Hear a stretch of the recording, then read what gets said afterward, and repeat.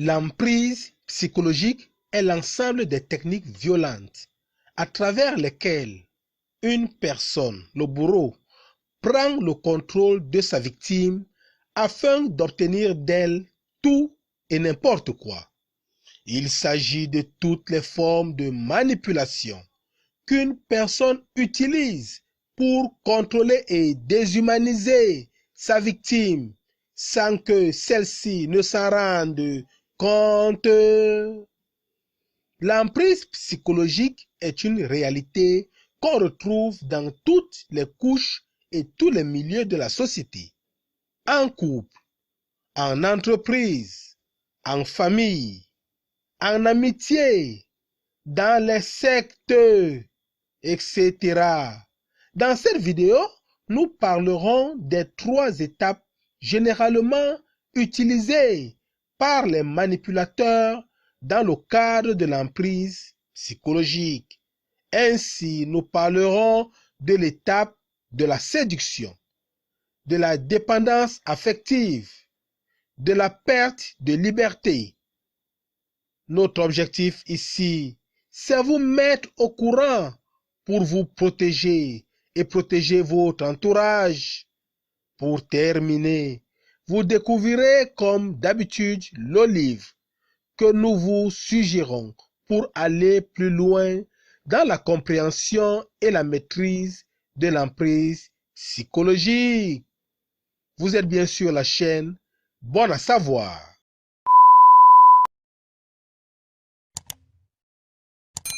Première étape, la séduction ou amour tout azimut. Quiconque tentera de vous posséder au travers de l'emprise psychologique commencera par vous séduire. Au départ, vous serez flatté, valorisé, et votre séducteur sera généreux envers vous.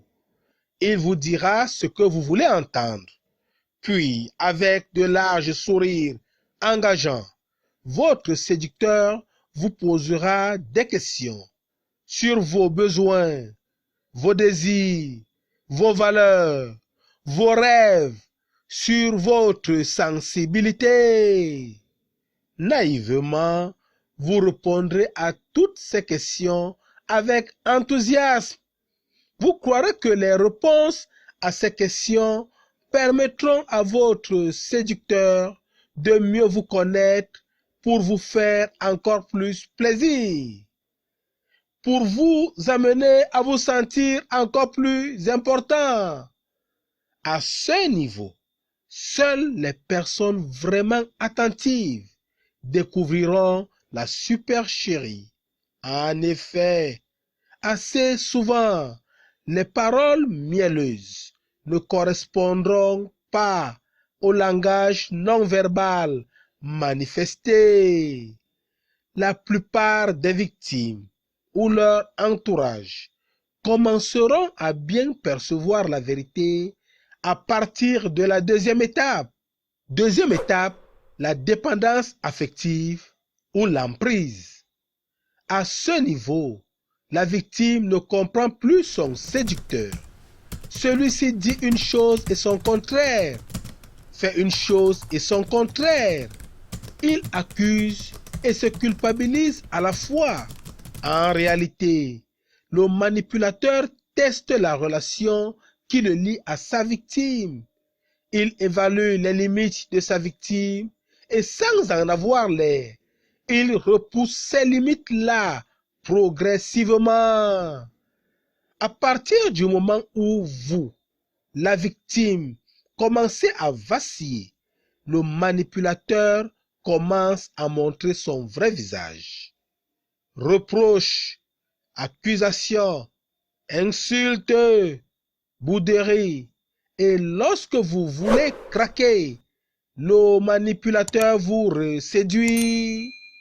Dorénavant, le bâton et la carotte s'alterneront pour vous faire marcher, exactement comme le font certains pour faire marcher un âne. Oui, vous serez traité comme certaines personnes traitent un âne. La critique répétée vous dévalorisera fortement au point où il n'y aura pas une grande différence entre un âne et vous. Le pire à ce niveau, c'est que vous trouverez des excuses aux manipulateurs auprès de vos proches qui perçoivent déjà que quelque chose ne va pas. Quant au manipulateur, il continuera son jeu, c'est-à-dire alterner sur vous le chaud et le froid. Objectif, vous pousser à toujours rechercher son approbation et uniquement son approbation. Avoir son approbation et par conséquent retrouver le séducteur du départ va être le nouveau sens donné à votre vie. Vous êtes pris au piège. Troisième étape, la perte de liberté ou la destruction.